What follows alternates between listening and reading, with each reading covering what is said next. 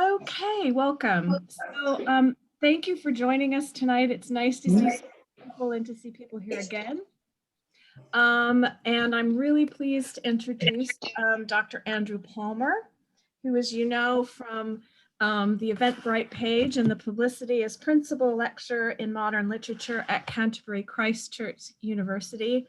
And with his colleague, Sally Minogue, who's here with us, is the author of this wonderful book, The Remembered Dead, Poetry, Memory, and the First World War, which I urge you all to go out and get, or get a copy for your library. And the link is on the Eventbrite page, but I'll try and put a link in the chat during the talk so you're able to find it. But you don't need to hear more from me, so I'll hand over to Andrew, and thank you so much. Thank you. Hi. There's one or two people who haven't muted. So if you're not sure if you have or not, look at the bottom left of your screen and there's a mute button. Carol, for example, I think you're not on mute. I'll go ahead and mute people for you, Andrew. I think I can do that. Just because we can hear your private stuff. So exactly. Okay. Right, I'm going to share my screen. Hopefully this is good. Hopefully you can all see that. Yes. Yes. If not, speak up. But that's the first slide. Okay, so this is what all the fuss is about. This is the cover of the 1920 edition of Wilfred Owen's poems, and today we're working our way through the contents page basically, and today we are focusing on the poems that appear on pages 6 and 8, the show and mental cases. And my plan is to, in each case, to read the poem out and then to sort of take you on a journey through the process of composition to see what we can learn about Owen's creative processes, which I find interesting. It's inevitably a bit speculative, but you know, we'll do our best to keep one foot on the floor as we do that. We'll be looking at some drafts and some letters. And then, you know, we can also hopefully have time to say a few things about the poems in general. This is the first poem, The Show, and this is how it appears in the 1920 edition. Before we read it out, I will just mention that this was in fact its second appearance in print. It was chosen by Edith Sitwell to be one of 7 poems by Owen that appeared in an anthology called Wheels 1919 in 1919, which was before this book came out. It looked like that, and the poem looked quite different like that. And the main difference, I think, is where the page break comes, which actually, it turns out, has a small effect on the poem, because you'll notice the 5 lines from the end, and death fell with me like a deepening moan, is a stanza. It's a 1-line stanza, and that gets somewhat lost if you go back. It's at the bottom of the page in the 1920 edition, so it kind of looks like it belongs to the next bit. So there's a few you know, tiny differences like that. But anyway, let's read it as it appears in the 1920 edition. Here we go. The Show. My soul looked down from a vague height with death, as unremembering how I rose or why, and saw a sad land, weak with sweats of dearth, grey, cratered like the moon with hollow woe, and fitted with great pocks and scabs of plaques. Across its beard, that horror of harsh wire, there moved thin caterpillars, slowly uncoiled. It seemed they pushed themselves to be as plugs of ditches where they writhed and shriveled, killed. By them had slimy paths been trailed and scraped round myriad warts that might be little hills. From gloom's last dregs, these long-strung creatures crept and vanished out of dawn down hidden holes. And smell came up from those foul openings as out of mouths or deep wounds deepening. On dithering feet up gathered more and more brown strings towards strings of grey with bristling spines, all migrants from green fields, intent on mire. Those that were grey, of more abundant spawns, ramped on the rest and ate them and were eaten. I saw their bitten backs curve, loop, and straighten. I watched those agonies curl, lift, and flatten. Whereat, in terror what that sight might mean, I reeled and shivered earthward like a feather, and death fell with me like a deepening moan, and he, picking a manner of worm which half had hid its bruises in the earth, but crawled no further, showed me its feet, the feet of many men, and the fresh severed head of it, my head. Right. What I'm going to start by doing is point out all the ways in which this version of the poem is different to the one we're used to reading. And the first thing is that the epigraph is missing. So normally when we read this poem in all subsequent editions, it's got this epigraph at the top from W.B. Yeats, which this edition on the screen is the Cecil Day Lewis edition from 1963.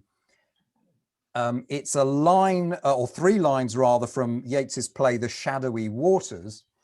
I have to confess these are the only three lines of that play I have ever read, but here they are. We have fallen in the dreams, the ever-living breathe on the tarnished mirror of the world, and then smooth out with ivory hands and sigh. Owen has changed one of the words, the word burnished to tarnished. I don't know if he was quoting from memory or changed it on purpose. I am vaguely aware of skipping over that epigraph every time I read the poem and wondering what it's doing there and not being quite sure why it's there. I think I could sort of make a defense of it maybe, but I was pleased to read in John Stallworthy's essay on Owen and Yeats, it is hard to see the connection between Yeats's epigraph and this poem. And that made me feel better. This might be something we discuss at the end if anyone has any smart ideas about what made Owen put this at the top of the poem. Edith Sitwell's decision, I'm going to say Sitwell, even though the first edition is apparently edited by Sassoon with Sitwell's help. I think we know that it was mainly Sitwell's work. And her decision to leave it out is supported by the fact that it doesn't appear on the fair copy. It appears on a separate sheet of paper, which looks like this. This is two sides of the same piece of paper. The show is the title of the poem on the left, and then the epigraph is on the back, on the right-hand side of the screen. And then the rest of the poem is on another piece of paper. So you can see why, given that its connection with the poem isn't that obvious, why she decided not to include it. Now, forgive me for being poetry geeky here, but I'm going to talk about tiny mistakes in the 1920 edition, which we can discuss maybe later about whether we think they're unforgivable or indeed improvements to the poem. You will notice that the very first line of the poem, my soul looked down from a vague height with death. If you know this poem, you'll know, I'm sure you noticed it's missing a comma. Here's the same bit from the fair copy. My soul looked down from a vague height, comma, with death.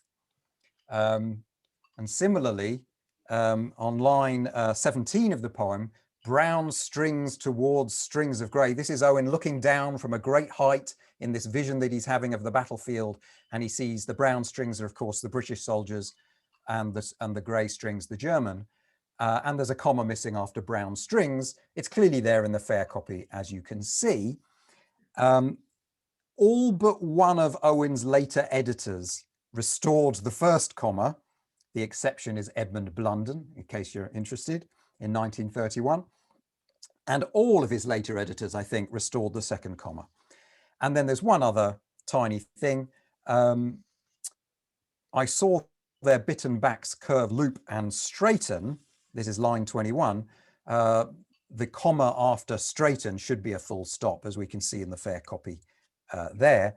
And In later editions, interestingly, Blunden and Cecil Day-Lewis keep the comma, and you have to wait till you get to John Stallworthy before he goes back to the fair copy and realizes, I think it's just a mistake, realizes that it should be a full stop. Now, these tiny mistakes or alterations, it's difficult to know whether Sitwell looked at the fair copy and decided that she needed to make some small improvements, or whether they're just mistakes. Of course, at the time, Wilfred Owen was not yet Wilfred Owen in the sense that we're aware of him. He was a tragically killed, promising poet, and maybe his texts didn't have that kind of sacred quality. We wouldn't dream of changing a comma now, but maybe she didn't feel that way then. So we might discuss at the end, if you want to, whether or not having those commas in or out makes any difference. I have other tiny things like the spelling of grey, but I'm not going to go there. I'm just going to leave the others. But I've mentioned it now. So grey, is it G-R-R-A or G-R-E? Different editors have different views on that. I've been saving the most interesting one for last. The only significant difference in the 1920 edition is the fifth line of the poem. And again, if you know the poem, it was odd to read this out wrong, but it's clearly wrong. And fitted with great pocks and scabs of plaques. Fitted should be pitted, and plaques should be plagues. And if you look at the fair copy, pitted is clearly pitted, and plaques could be plaques. The G does look a bit like a Q until you look at all of his other G's in the same line. For example, the way the word great is clearly the same letter. And so it's clearly plagues. And indeed, the fact that it is a para-rhyme with plugs also means that it has to be plagues and not plaques. Because if you look at how he uses rhyme, or as it's known, para-rhyme, death becomes dearth, wire becomes woe, plagues becomes plugs. It's what he's up to in terms of rhyme. So those two, that line, it's just wrong. I think I don't think that we can defend Sitwell on that one.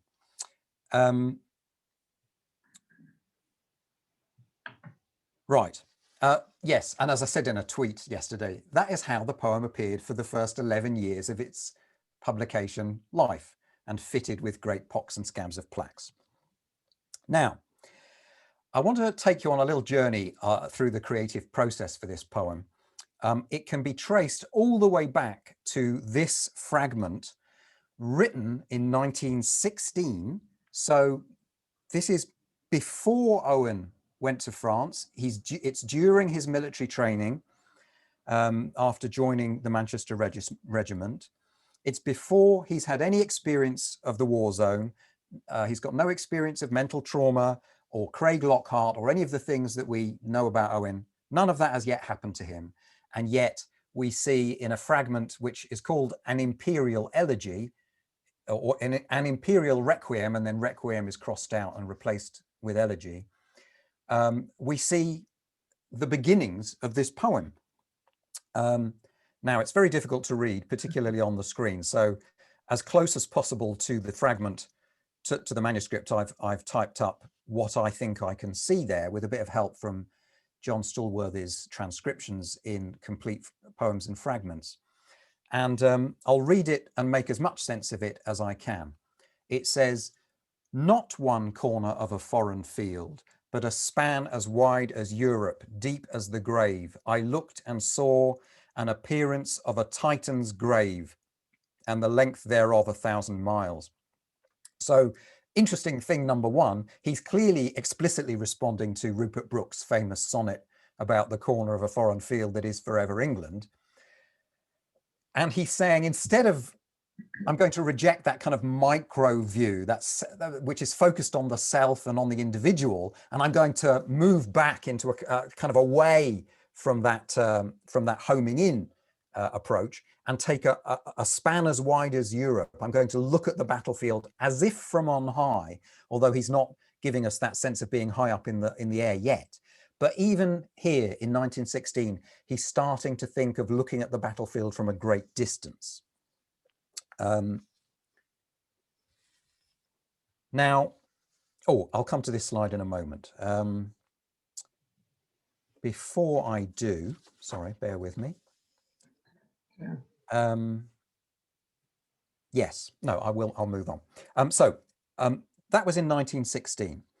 In January 1917, he's now gone to France. He went at the end of 1916. He's in France, and he writes to his mother on the 19th of January 1917, and he is describing no man's land, and he writes the following.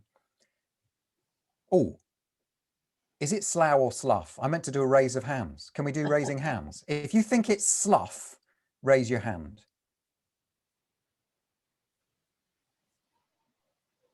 I don't know how to see. Can everyone see how to do it? No. Okay. I'll come back and ask you this afterwards. Because what you can, sorry, Andrew, if everyone just goes down to the bottom of their page, if you see reaction. Oh, right. And you can put a raised hand. So if we do that, and I'll keep an eye and see what the numbers are for you, Andrew. Okay, so yeah, if you think it's slough, raise your hand. And if you don't raise your hand, I'm going to assume you think it's slough.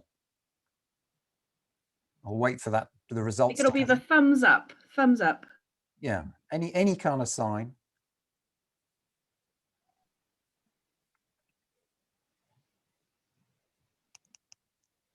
How are we doing, Jane? Oh, can you hear me? Now I can hear someone speaking. Yeah. No, that's me. So no, me. So if it's slough, please do the thumbs up. Ah. And if it's slough. Well, it'll be everyone else's slough, I'd say. Yeah.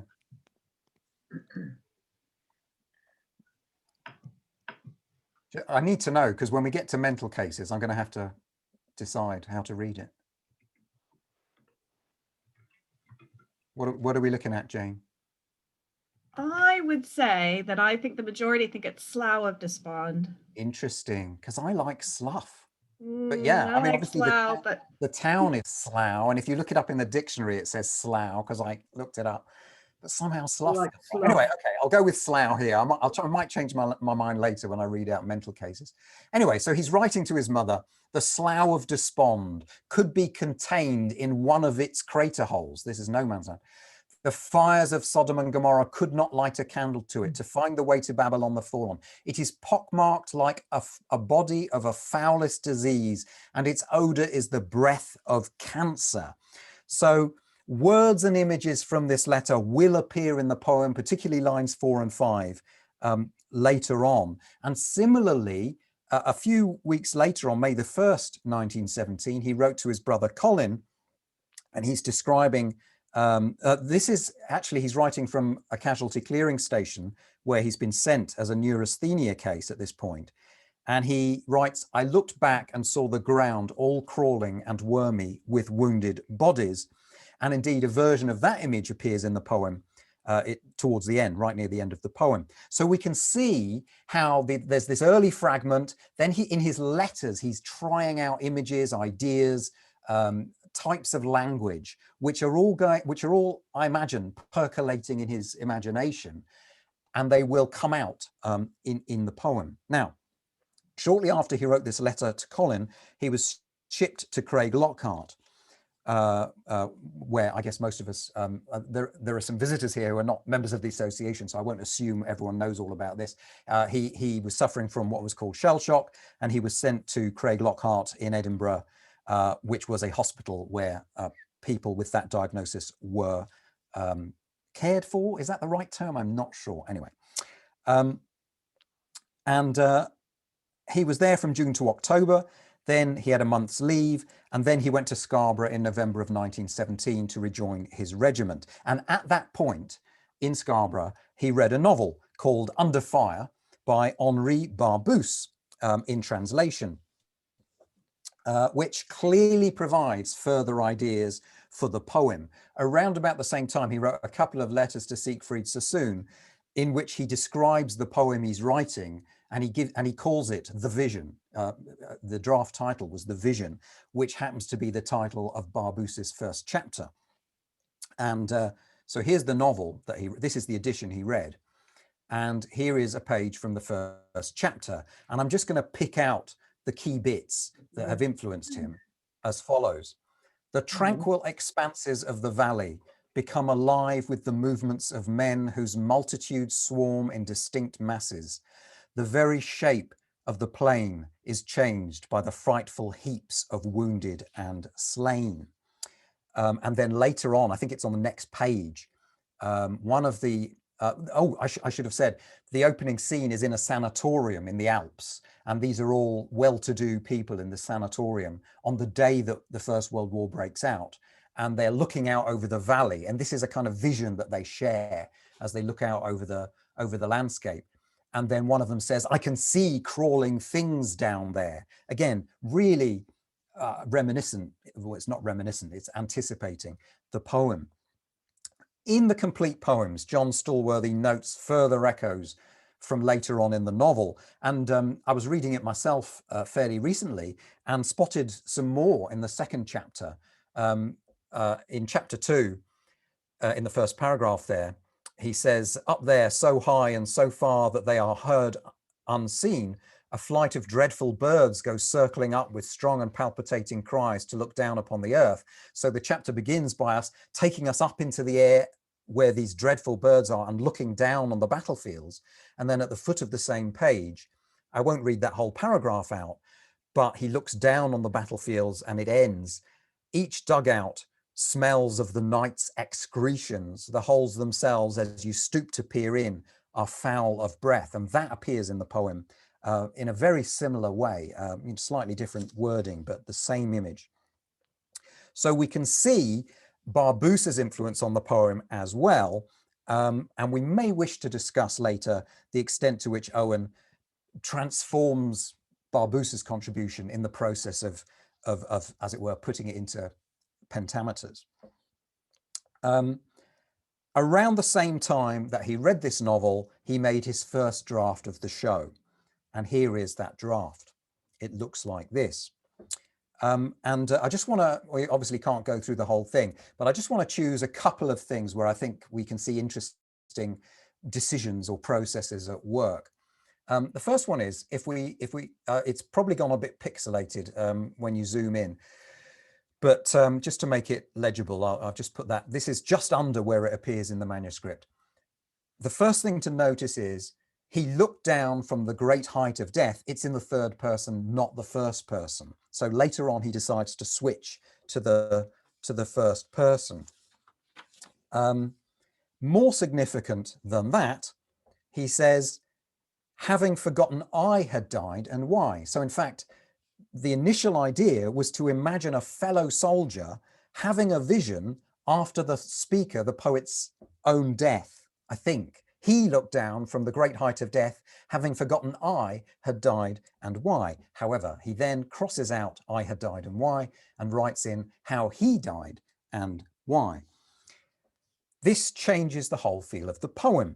Now it's about an individual looking down from on high after his own death, right? That's the change that's happened by crossing that bit out and replacing it. And this makes the poem a companion piece to Strange Meeting, a poem we discussed in the first of the sessions that we're holding here. In both of those poems, Owen imagines, or the speaker of the poem imagines his own post-death experience. In Strange Meeting, he imagines it from below, from beneath the battlefield in the tunnels of hell. And here he's imagining the same moment from above, from high above the battlefield. Both poems present a kind of phantasmagorical nightmare vision of an after-death experience. And it's interesting to note that Strange Meeting was drafted between January and March of 1918, which is to say shortly after he wrote this draft, but shortly before he wrote the final draft of this poem. So it actually, Strange Meeting kind of interposes itself in the middle of the two drafts of this poem. And so we can see him having a kind of a thought process that unites these two poems, perhaps. One other thing about the draft, if we go to the last page of it, the second page of it, this is the very end of the draft. And again, it's difficult to read. So this is my transcription of it. I will just tidy this up to make it readable. I've made a few editorial decisions, but this is what it more or less says. It doesn't quite make grammatical sense, but I'll read it as it appears. I saw not nearer, so he's up looking down from on high on the battlefield. I saw not nearer, it was yet forgiven me to watch those worming creatures torn and smitten, and know the feet of one that crawled no more, for men, my men, whose head lay by them rotten. Now, it's a bit fragmentary and obviously not yet completed, not yet finished, but the general direction here is clear. The speaker of the poem remains on high at the end of the poem. In the version we know, he falls back down to earth. Here he remains up on high, looking down on the worm-like creatures, and he sees one of them, realizes he knows who it is, and that that man is dead. And the final image is of that other man's head. I feel like a lesser poet might have thought, yeah, that's nice. I'm going to leave it there. But of course, we know that Owen, I've just moved the draft up, and Owen produced the final version, which is now in the bottom half of the screen, and which I won't read it again because I read it earlier. Something we may want to discuss is the movement from that earlier draft version to the final version, in which the speaker falls to earth, death falls with him, picks up a dead worm, flips it over to show its many feet, that is to say it's comprised of many soldiers, and then reveals the severed head to be the speaker's own head. So let's save that up for discussion at the end, perhaps. So that's the first draft. Let's move now to the closest thing we have to a fair copy of this poem. Here it is. So this was written, we think, in May of 1918. Owen has now moved from Scarborough to Ripon. So he's still in this country. He's not yet gone back to France. There are two places on this fair copy where he's had last minute thoughts and he's crossed things out. And let's just take a look at them. The first one is, so I'm zooming in. The first one is that there's a subtitle which is crossed out. And if you look carefully, you can see that it says, As Seen from Heaven. So the title was originally The Show As Seen from Heaven. Now, I think Jane commented last month about subtitles, didn't you? You were talking about the subtitle of Greater Love, which was originally To Any Woman, and that got crossed out. Similarly, there was a subtitle in Dulce et Decorum Est, To a Certain Poetess, and that got crossed out. It's as if Owen puts these subtitles in to establish what he's up to in his own mind, and when he knows what he's up to, he crosses them out. In the earlier cases, sorry, not earlier necessarily, but in the other two cases, the decision to cut out the subtitle, I think we said at the time, made the poem less accusatory. So, you know, to a certain poetess, to the women, you know, seems a bit Glory of Women, you know, for those who know that poem by Siegfried Sassoon, and he gets rid of that. Here, the same decision to get rid of the subtitle, for me, moves the poem a little further away from a Christian cosmology. So, As Seen from Heaven makes us think of the Christian cosmos, with, you know, hell below, earth in the middle, and heaven up top. Get rid of that, and we move into a weirder, more unsettling space where being high above the battlefield, I mean, you might want to think of it as heaven, but you might just be terrifyingly high above the battlefield. You know, it's different. It's got a completely different feel to it. And I also think that without the subtitle, the title, The Show, works more effectively. It's more powerfully ironic, I think. Owen is obviously adopting the soldier's lingo for a battle. People would say, oh, I was about to say we lost heavily in that last show, but I'm misquoting, aren't I? It's we lost heavily in that last scrap. But anyway, the show would be the battle. But it also refers to the nightmare vision that the poem describes, as if to say, never mind that show, what about this show? Sort of show and tell, if you like. And also the other bit that he crosses out is line 6. And I do just want to, again, in a poetry geek fashion, take you through this process. So, and here it is, I'm sort of matching it on the right of the screen. So he writes, the first thing he writes is, across the horror of its beard of wire. And he thinks to himself, he crosses out everything after the word across and writes above it, its horrid beard of prickly wire. Then he crosses that out and writes above it, its beard, a horror of harsh wire. And then he finally crosses out and puts in that, so that we end up with the line that we do end up with, which is across its beard, that horror of harsh wire. I've got views on this, but I'm going to hold my peace. That might be something we return to at the end. Do we think he's improving the line? Is it that each version is an improvement on the last version and he finally gets his beautiful finished line?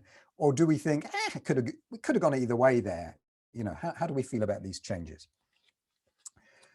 Okay.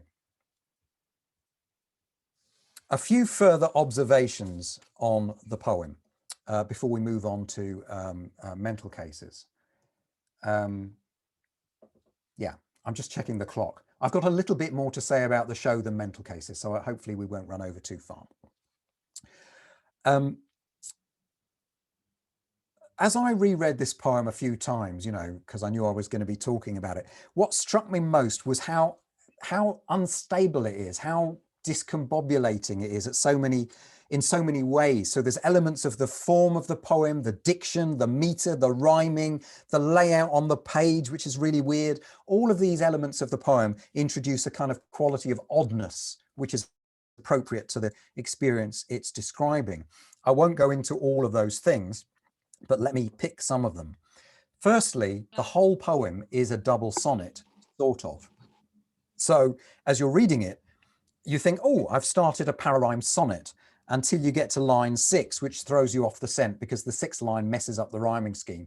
But if you take out line 6, the first 14 lines of the poem are a sonnet, which you may or may not notice. And you may have a vague subterranean sense that you're reading something that's a bit sonnety, right? And what we like about sonnets is that we know where they're headed and we have a sense of order. But he's used that framework, but he's also counteracted that sense of order.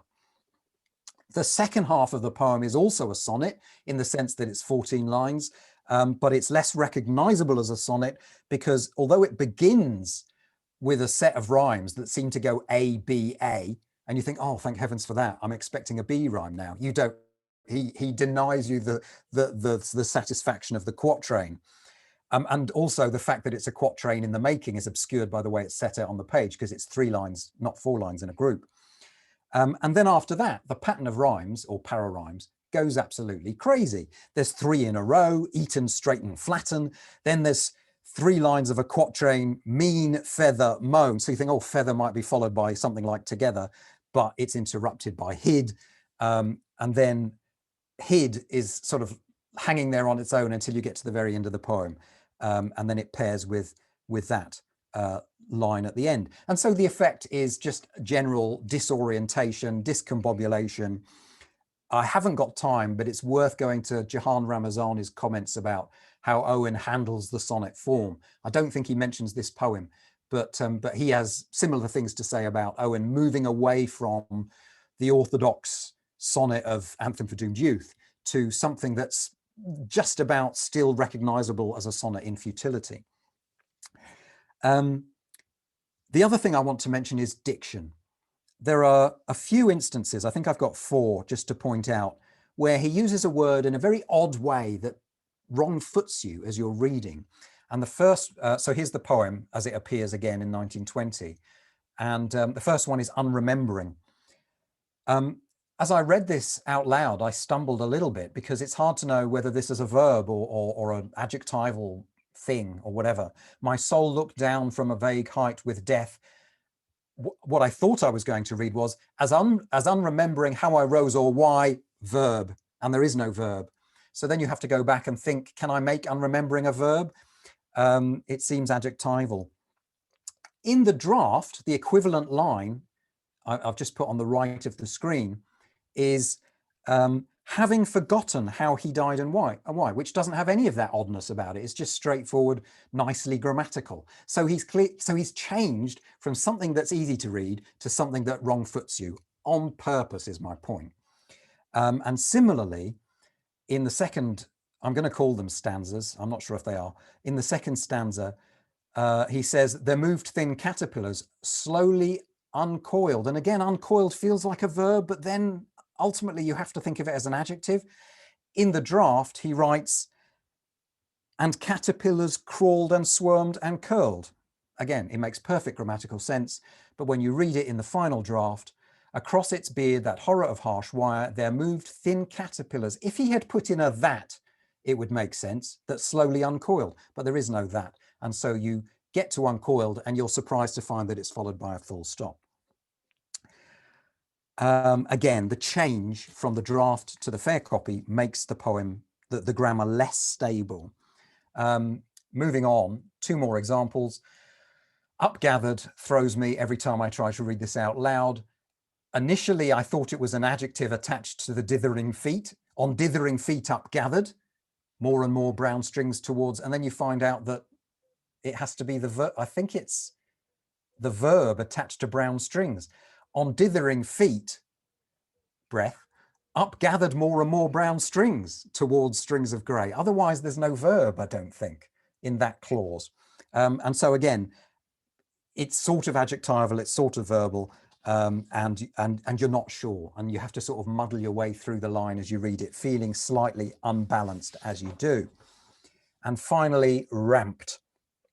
In the early draft, the equivalent line read "ward" with the rest, etc. Again, makes perfect sense. He could have kept "ward," but he's changed it to "ramped."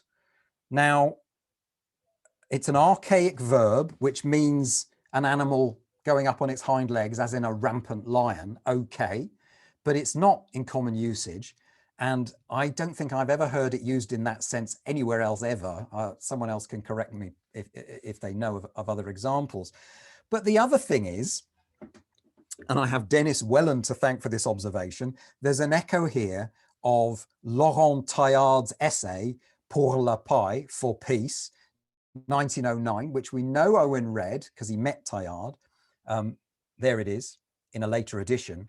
And this is the relevant bit of it. I will roughly translate until I get to the crucial line. And you can probably follow the French as I read English. "The night is coming soon. A dark dawn obscures the horizon. It is the fog, the cold, the winter, a bloody darkness peopled by monsters and ghosts." And the crucial line is, "Des larves rampent sur le sol." Larvae crawl on the ground. So again, this is an image that finds its way into the poem. I actually can't remember when he read Pour la paix. I think it was sometime before, while he was in France as a tutor, I think. And yet it seems too much like the images of the final poem to be a coincidence.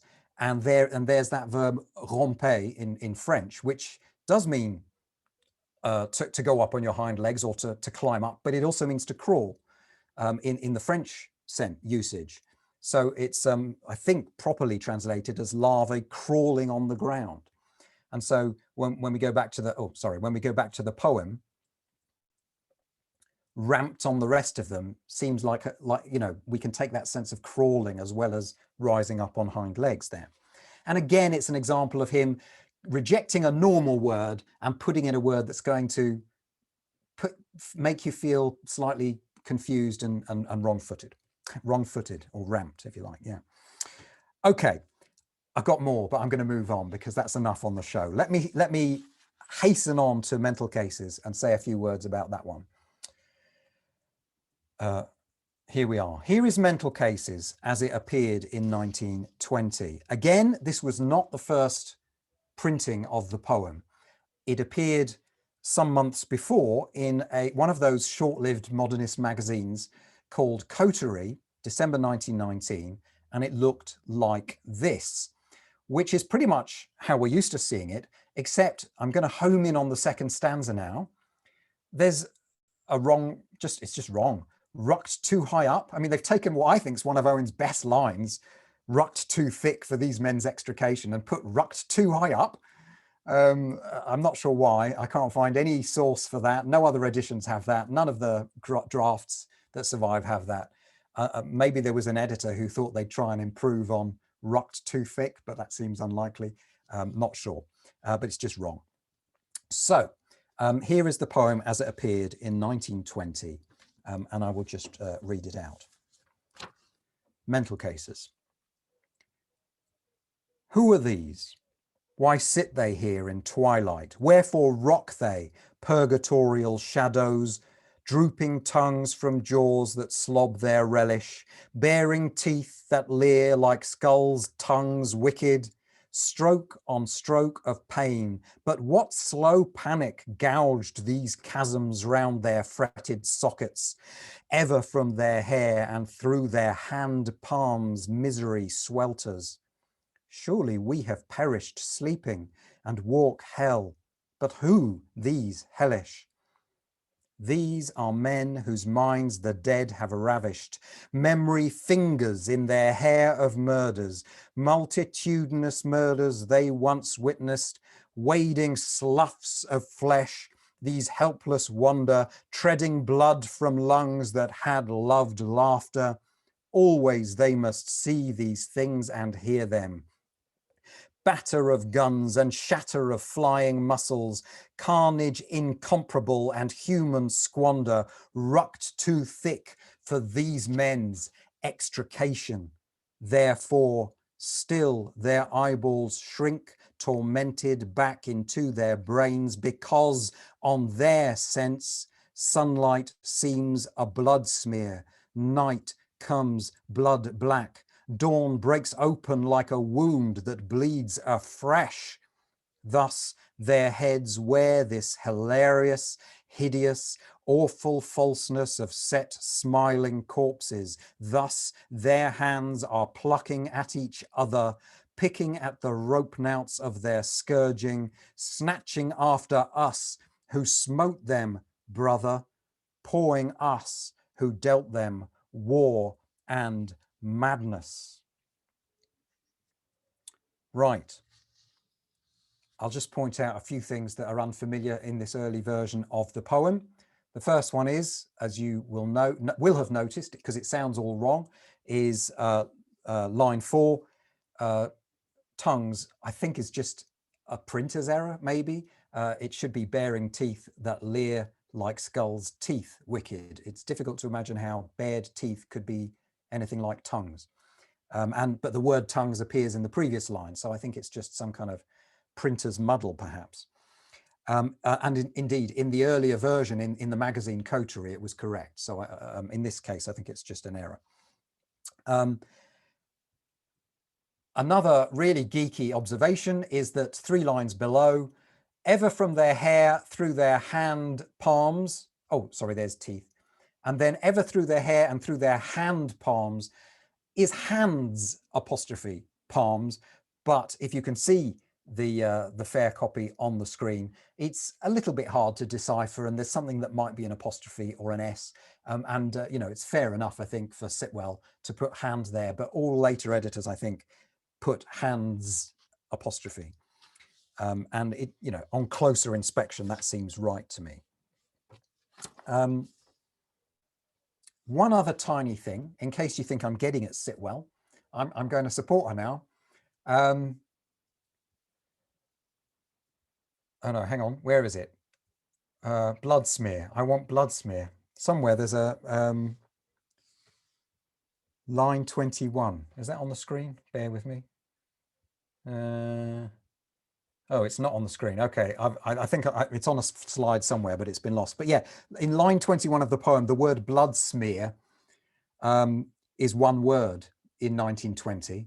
And every other editor in every other edition puts blood-smear, but on the fair copy, it is one word, blood smear. So Sitwell gets it right. Everyone else gets it wrong. I don't know why everyone else felt they had to put a hyphen into blood smear. It works perfectly well as a single word. For some reason, Sitwell's the only editor to get that right. Now, Oh, I've got a comma as well, look. Yeah, there's a comma missing. Carnage incomparable, comma, and humans squander. Another comma we might want to discuss later. And there's my, sorry, I had them the wrong way around. There's my blood smear. And there in the fair copy, we can see that she's right. It's one word, blood smear. Unless you look really carefully, and who knows, maybe there's meant to be a space. I don't think so though. Okay. Now, about his creative processes. Like the show, Mental Cases can be traced all the way back to a fragment written in 1916. And in fact, it's written on the same batch of paper that an Imperial Elegy is written on. And you can see them side by side. They're very similar. They seem to be written with the same pen, I think, same paper, same style of writing. It seems to me they were written very close together. And if I get rid of an Imperial Elegy and give you a transcription, you can see, I won't read all this out, that lots of it is really familiar and ends up in Mental Cases. But he wrote this fragment in 1916 before he'd experienced anything of the war. So that's really interesting. He's already got these images. He's already got all this weird language that we'll come on to talk about in the fragment that people call Purgatorial Passions. But if you look on, if you can just see it on the screen, he's written Purgatorial Passions and then not just crossed it out, but crossed it out with a series of diagonal lines as if he really means to cross it out.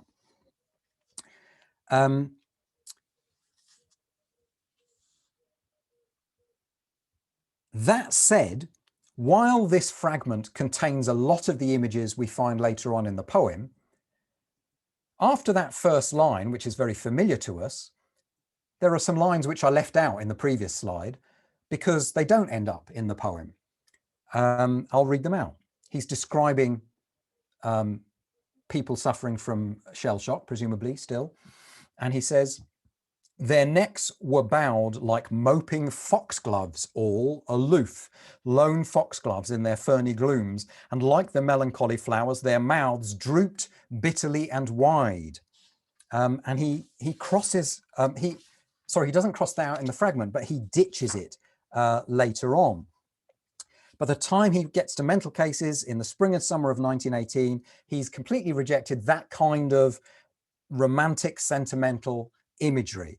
And in fact, in Dennis Welland's book, he likens the decision to get rid of those lines to the decision, a similar decision in Dulce et Decorum Est, where in one of the early drafts, Owen is trying to describe the hideously dying man who's suffering in a gas attack with his former beautiful self. And he says, think how once his face was like a bud, fresh as a country rose, keen and young. And he gets rid of that in Dulce et Decorum Est. And exactly the same thing happens here. He likens the soldier to a flower, an innocent, beautiful flower.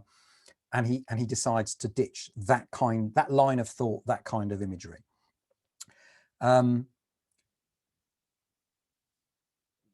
Also interesting in this fragment is the forerunner of line 11 in the final poem, which ends up as memory fingers in their hair of murders. A bit like the show, it's a line that doesn't make grammatical sense. Is fingers a verb in that line? I don't know. You think it might be. Memory fingers, okay, memory's being personified and it's fingering his hair. Memory fingers, and then am I thinking, no, his fingers a noun? There are these disembodied fingers in the hair, you know. It could be either, it's sort of neither and it's sort of both. Originally, the line was, and eternal terrors ruffled in their hair. Ruffled seems a little bit friendly, too friendly. So he crosses that out and he puts billowed, which is completely wrong. And then he changes it to fingered. But at this point, it's grammatically logical. And eternal terrors fingered in is a bit odd, their hair. And then finally, we end up with memory fingers in their hair of murders, which is odd. And again, he's making that process from something that is easy to read to something that wrong foots you as you read it. This is Owen's early draft of the complete poem, Mental Cases, which he produced in Ripon in May of 1918. And I'll just draw your attention to a couple of interesting decisions here. The first one is, these are men whose minds the dead have ravished. That's the line that he retains in the final version. But you'll see that he's written above the word ravished, the word raped, crossed it out. And my guess is that he put the exclamation mark in after that, as if to justify his decision. And I think this is a loss of nerve. Ravished is a romantic poetry sounding word, as in thou still unravished bride of quietness, ode to a Grecian urn, perhaps.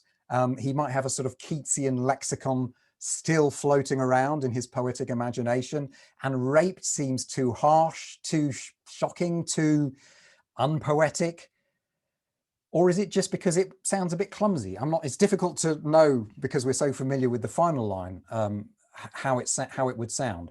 But again, that's something we might want to discuss. And my feeling is he thought, I'm going to stick with ravished, but I'll put an exclamation mark to emphasize how awful it is. But I think, am I right in thinking he gets rid of the exclamation mark in the poem? I haven't got the actual poem to hand, but I think he does. Anyway. Okay. In the final, now on the draft, this is probably too difficult for you to read because there's so much crossing out. But in the final draft, two of my favourite lines of all of Owen's work are carnage incomparable and human squander, rupt too thick for these men's extrication. And this is how they appear in the draft. Carnage incomparable and human squander. So far, so good. Too immense for human experience, right? So this is a work in progress, and it's interesting to see how, he's getting the thought down, but this is really bad. And then he later has a think about that line and comes up with what I think is an incredible line. He wrote to his mother on May the 25th of 1918. I've been busy this evening with my terrific poem at present called The Deranged. So I love the fact that he's writing this really traumatizing and traumatic poem, but he's saying, I've got this terrific poem on the go. And he calls it The Deranged. And we can see on the draft that it is called The Deranged, but we can also see how he struggled with the title. He calls it The Unforgetting, crosses that out. Then he writes in responsible, the responsible, I guess referring to the last line of the poem, that's us, responsible for dealing war and madness. And then he calls it the irresponsible, but he doesn't cross out the deranged. And then on the fair copy, he calls it mental cases, crosses that out, calls it the aliens, and then puts mental cases back in. So it's really interesting to see how he's struggling with the title of the poem. Douglas Kerr points out that the term mental alienation was in use at the time to describe mental illness. So when he calls it the aliens, he's got the phrase mental alienation in mind. And in case you're interested, I wondered when the word aliens began to refer to extraterrestrial beings. And I looked it up in the Oxford English Dictionary, and the answer is 1929. So we're not thinking about creatures from another planet. At this point, we're thinking of people suffering from mental alienation. All of the rejected titles recall the kind of grouping that goes on in similar phrases like the dead, the fallen, right? The deranged, that kind of usage. Douglas Kerr, sticking with him, points out that this poem is one of a group of poems, each of which, quote, the title of each of which is a category from the language of the military medical institution, the bureaucratic equivalent of a cliche. It is the last word that official language has to spare for the human subject of the poem. And the other poems in that small group are Disabled and SIW, which is an acronym for self-inflicted wound. So Owen wrote out a fair copy of the poem in Scarborough in July 1918, and it is only very lightly corrected. So the title we've mentioned, it's one stanza per sheet. That's the second sheet and the third sheet. And it's all pretty much as it finally ends up, with one or two tiny corrections. The only interesting thing to note is at the very bottom of the third stanza, he starts to write a fourth stanza. Time will not make. And then, I don't know, someone called him for dinner. I don't know what happened at that point, but but he never got any further. So it's odd because the third stanza seems to me very much to have an ending at the end of it for the poem, and yet there seems to be the beginning of a fourth stanza on the fair copy. Okay.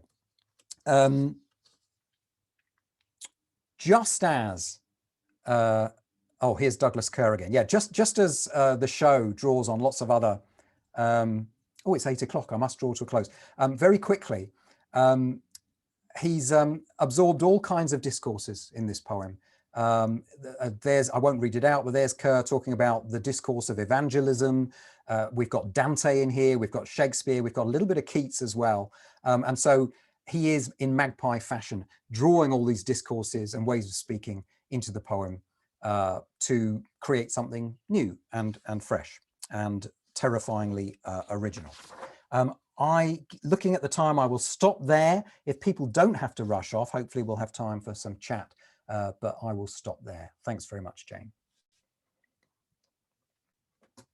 Thank you so much, Andrew. That was amazing. We'll give you all a round of applause, I think, either with your raised hands or just that we can see you. Thank you so much.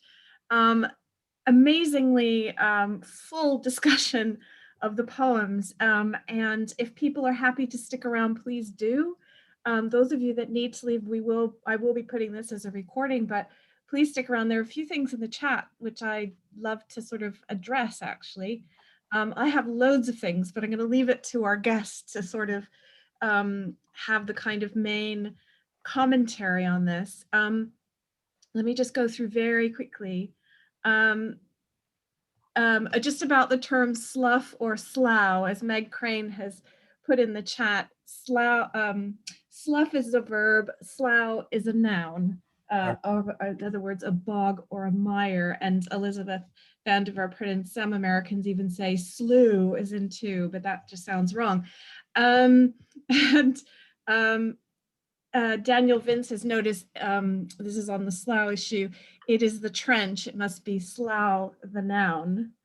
And Meg said, I can't do the, oh, bye-bye, Elizabeth. Oh, do you have a question? Sorry. Please come in on the question. Please do come in on this. Sorry, I just have a comment about the slough slough, which is why I'm right. jumping in and interrupting it. That's fine. I couldn't see you for looking at the chat. Yeah, as I've always thought it was slough, but as Andrew was reading it, I now think it's slough, the way he read it, despite the fact that that's supposed to be a verb. But it comes from Pilgrim's Progress, though. It comes from Bunyan. But listen, slough flesh, slough flesh, and then the half rhyme in the next line with laughter, slough flesh, laugh. You pronounce it slough, you lose all of that. Andrew, is that what you were thinking? It sounds better. It just sounds better, but yeah, I can see that it might be wrong, but it's how I like to read it. There's so much internal half rhyme in this poem. There's so much. And when I heard, you know, in a British voice instead of my American accent, when I heard slough flesh, okay, that's it. So the OED be damned. I think it's slough. Yeah. I will mute myself again. Thanks. Oh, you're mute, Jane. Meg, did you want to add anything since you put quite a lot in the chat? Meg Crane?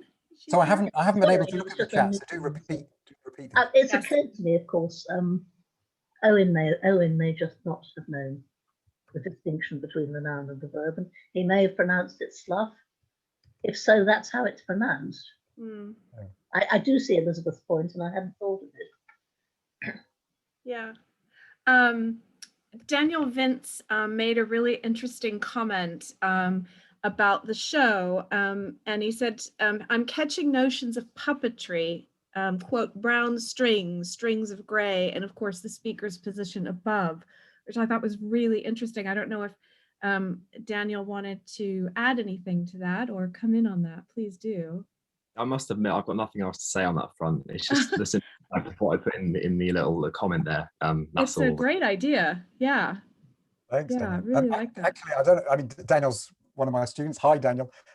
We did some Keith Douglas as well, and he refers to the dead as puppets in some of his poems. And I wonder whether Douglas was, got that sense of the dead as somehow still wriggling. Sally, who is it that says the dead are wriggling? Is that Sassoon?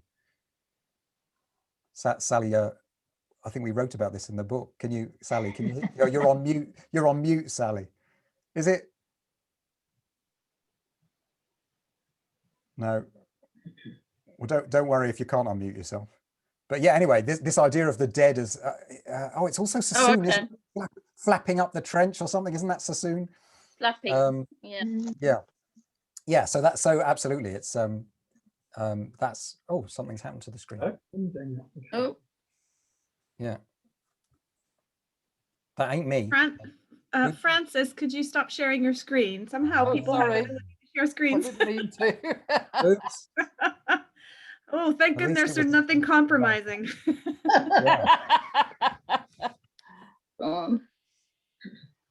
I don't know if I can change it for you. I think, Jane, it's because you've allowed everyone to share the screen instead of just. There we go. That's fine, person. Yeah, great. Sorry, Jane. Go ahead, Paul. I was just going to pick up on the previous conversation. I mean, the puppetry idea I think is interesting, but Owen does seem to have been fascinated with the idea of flight and looking down as something in itself. I mean, Dulcet Decorum Est is more ground-based, but that repetition, if you remember in the second half, if you could see, if you could this, that, and the other, there was a series of adverts which appeared in the press through 1917 by the YMCA, who were trying to raise funds for huts out in France for the soldiers for recreation. And their headlines, I haven't got them with me to hand, unfortunately, but they were something like, if you could look down, and these were accompanied by drawings of, the front lines and huts behind them seen from above.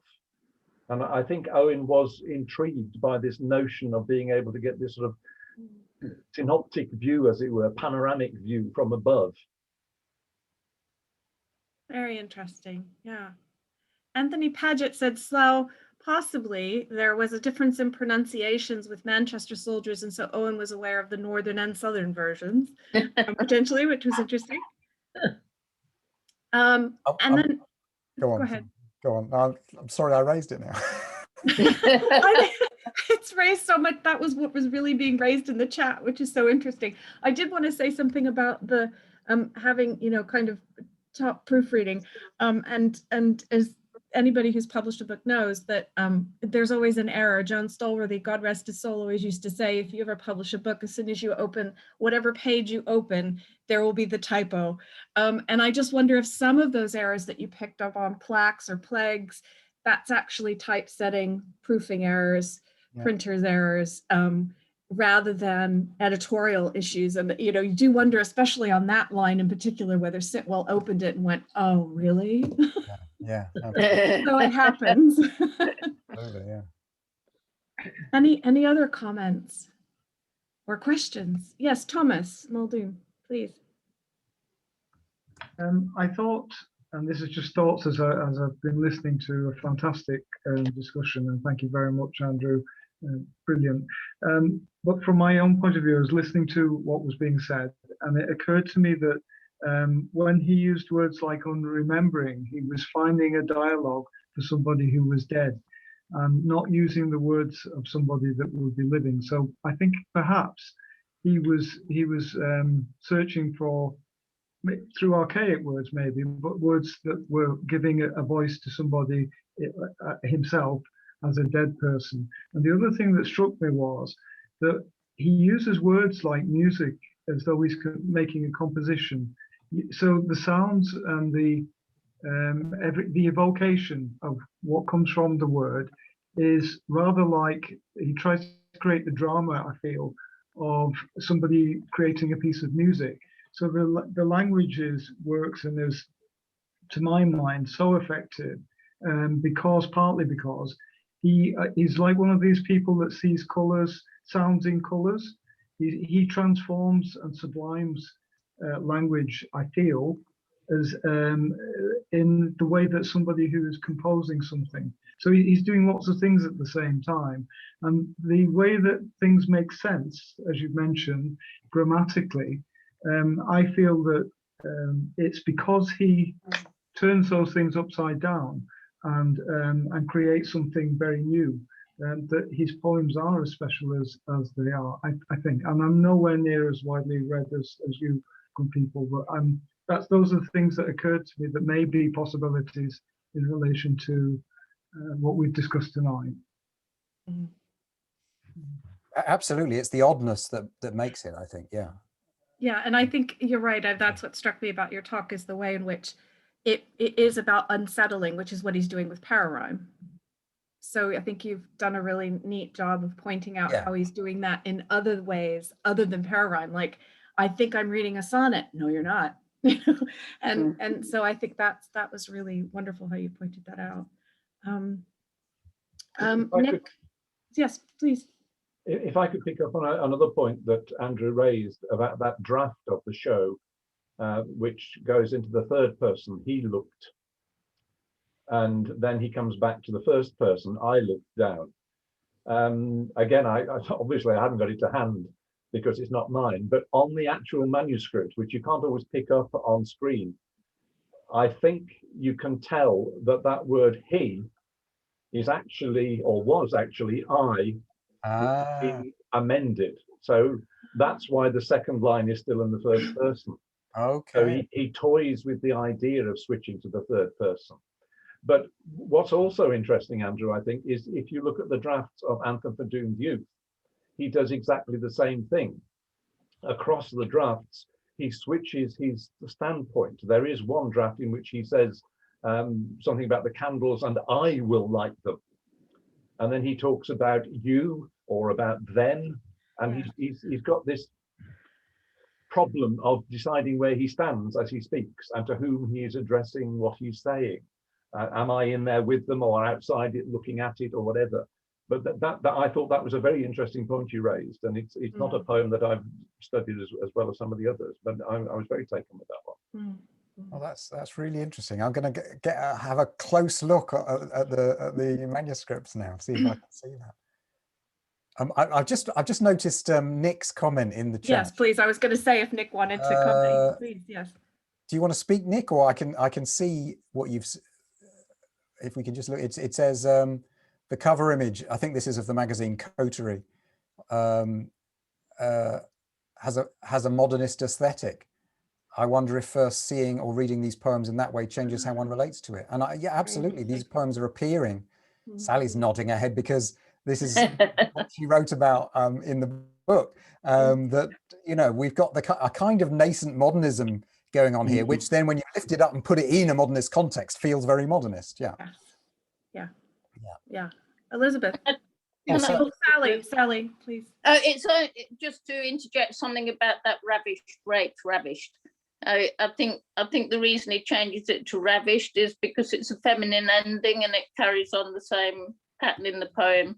So it goes on: murders, witnessed, wonder, laughter. The first stanza's nearly all feminine endings as well. I mean, not the only reason, but I'm sure it was. Yeah, that's all. Yeah. Good. Well observed. Elizabeth, did you want to come in? I just wanted to say that the Wheels cover, I had never seen the Wheels cover before, and that too is strikingly modernist. In fact, it reminded me of the cover of Blast, which if you've ever seen, which is that was really striking and sort of surprising to me. I had not imagined the first publication of 7 of Owen's poems, their introduction to the world, so to speak, as coming under a cover that would remind me so strongly of Blast. So that's really, really interesting for the connection of Owen as a kind of sort of modernist on the edge of modernism with what we think about modernism and the Georgians and all the rest of it. We see those as two absolutely opposed schools, and I think that's wrong. I think they weren't. Yeah, there it is. Exactly. Unfortunately, I don't have an image of Blast right here on my computer that I can show you, but it's a very similar kind of visual impact. I think Blast, if I remember right, is a magenta cover with a black lightning slash through it or something like that. So similar color scheme, though inverted. Nick has his hand Nick raised. raised a hand. Yeah, or just to say, it's very interesting, isn't it? I have a completely unresearched theory that the imagery, the font, all these things, if one has some knowledge around it, the label modernism, but it can in a way fire different synapses in the brain. It creates different sets of reactions. Somebody ought to probably research that one day, but I mean, it feels different. There's another journal article. Yeah. But it's very interesting. I think somebody coming at it for the first time could possibly have a quite different reaction, or a quite different reaction is set up to somebody reading more conventional, older style font and imagery. It's a really interesting area. Sally. Well, the interesting thing about that is that those original modernist associations with Owen published, as you pointed out, initially in 2 modernist journals, were completely lost and disappeared. And then Owen was put into a completely different sort of category, and that whole connection disappeared, but it was there at the time. Yeah. And in fact, I think it's probably the 1960s education system, that homes in on Dulce et Decorum Est and Anthem for Doomed Youth, particularly, the 2 least modernist, well, perhaps, of his poems, and sort of the most easy to understand and the most sort of anti-war sounding, appropriate for the Vietnam age.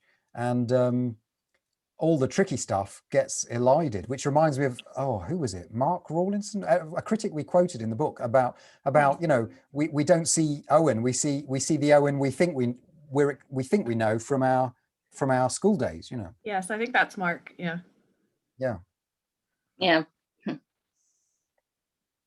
Great, thanks. Okay. I think there were just is there any other? Oh, Anthony just talked about William Roberts, same artist who was a vorticist, one of the Blast artists. So thank you. Wow. Okay. Yes. Yeah. Great. Oh, okay. No. Sorry. Excellent. Go on. Sorry. Yes. No. Does anyone? I realize we're over time, but this has been a great discussion. Does anyone have anything else they'd like to add or ask of Andrew while we have his expertise here? Francis?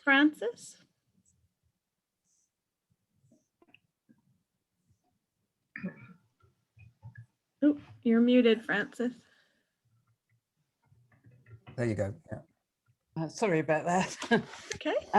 Yeah, I found it absolutely fascinating. As someone who's not been educated, shall we say, I love Owen's poems, and I found them absolutely fascinating.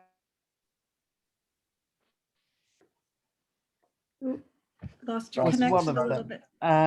Mental cases I did, but the first one, whose name I've never, the show, I never really understood. I sort of read it and it was sort of pushed aside. But tonight, listening to you all discussing it, is reading through it and you describing it, how unsettling it was, not only from his writing and the changing, but also from the view. And, looking down the worms, the wiggling worms of the soldiers, in the trenches, and the slime, it made me think of all the blood and there was all things going in my head, and I find it absolutely fascinating, and I'll certainly read it with different eyes now. So thank you very much for that. You're welcome. It's interesting how you get that stronger sense of it by moving further away. You would think the closer in you got, the more horrific it would become, and yet he managed to pull away and create that. Yeah. Thomas, did you want to add Yeah, anything? just before we close? the word that you used for ravished, could it have been ravaged? Because that word would make sense as an option. Or was that, did it exist in those days? I don't know. I don't know, just a question. Yeah. On the draft, it looks like ravished. Are you saying it might be ravaged on the draft? I couldn't tell what it looked like on the draft, but yeah, the word would make sense in terms of the poem, I thought, if it was that word. If you actually stop to think about the image, these are minds the dead have ravished. I mean, it's a really ravaged. Odd, yeah, so I'm saying that ravished is a very odd choice. Therefore, ravaged would make more sense. And yet we also know that he's trying to unsettle us. So maybe it is, so. I love that line. I think it's I think it's a wonderful line, and it goes with 2 lines down. He has witnessed, so there's a link with that word too, which is why I think it works. Yeah, like I can see it's interesting that about raped. Very unsettling. Yeah. Thanks. Anyone else before we go? Andrew, you mentioned that line at the end of stanza 2, where Owen is clearly struggling a bit. Carnage incomparable and human squander. Blah, blah, blah, blah, blah, blah. And it's interesting that the manuscript you showed, particularly, that is the point in the poem where Owen clearly had most problems. That there are more crossings out and amendments around that line and those 2 lines than anywhere else in the draft. What I also did, well, I didn't discover it, I think Dominic Hibbard did, but there's a letter from Scott Moncrief to Owen saying, get that changed. Change that line about experience, he says, and then I'll print it for you.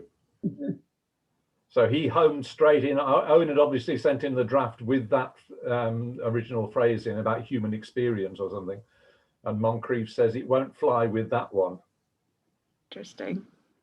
Oh, right. I thought that would have been long gone before he showed it to anyone, but yeah, there it is. That's in Owen's the final year. That's right. Oh yeah, right. And also that I'm looking at the draft now. Actually, I'll quickly. Can I share my screen? Hang on, share. There it is, and you can see it's where also he's gone crazy, crossing things out and struggling with expression at in that part of the poem. So we can see the sort of creative challenge, particularly on that part of the page. Yeah. And particularly since it is clearly there underneath the deletions, too immense for human experience. Presumably Owen had showed Moncrief a draft where that was still there. Fascinating. But Moncrief also picks up on the fact that he can't decide on his titles. He says, hurry up and send me Aliens or Aliens of War or whatever you must call it. So I haven't seen Moncrief's letters. Oh, that's great. Yeah. Great. Great. Well, I'm sure we could go on talking all night. I know I could. But I suppose we should draw it to a close. But before we go, can I just ask you to thank Andrew again for a really fascinating explication of both of these poems. And yes, definitely. Thank you so much. And just to remind you of our next meeting next month, at the beginning of June, I can announce that Dr. Sandy Byrne, who is a fellow of Kellogg College, Oxford, and head of the continuing education degree at Oxford, is going to be talking about the next 2 poems in the series, and we'll be sending details out to everyone to remind you to sign up. But the links are all there at the moment on Eventbrite, and we hope to see you next month. And thank you so much again, Andrew, and please go out and get his and Sally's book. And we look forward to seeing you next time. Thank you very much again, Andrew. Massive thank you again. And good night, everyone. Bye. Good night. Wonderful evening. Bye. Bye. I don't know how to do that.